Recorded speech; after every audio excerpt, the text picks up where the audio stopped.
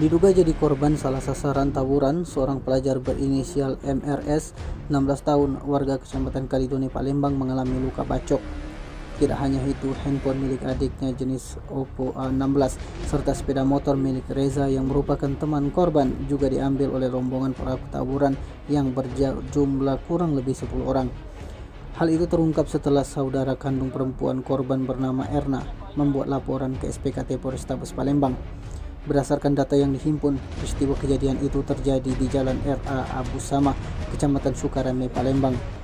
Menurut Erna, dirinya mengaku terjadi yang dialami adiknya itu dari teman adiknya yang mengatakan MRS sedang berada di Rumah Sakit Bayangkara, Palembang.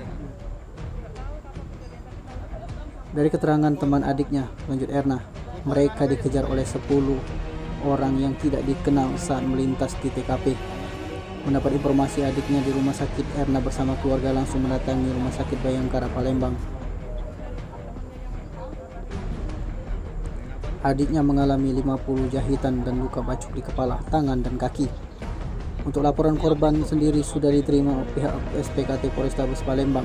Olah TKP juga sudah dilakukan. Selanjutnya laporan akan ditindaklanjuti oleh unit Reskrim Polrestabes Palembang bersama jajaran Polsek Sukarame, Palembang.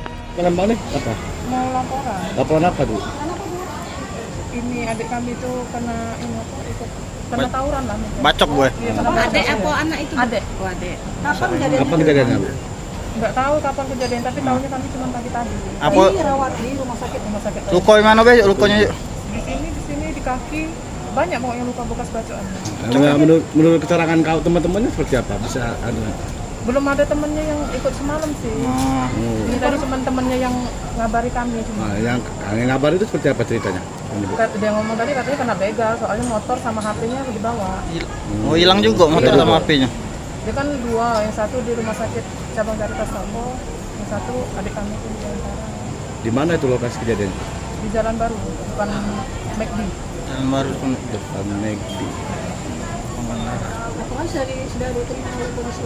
Liputan Sumsel Update TV melaporkan.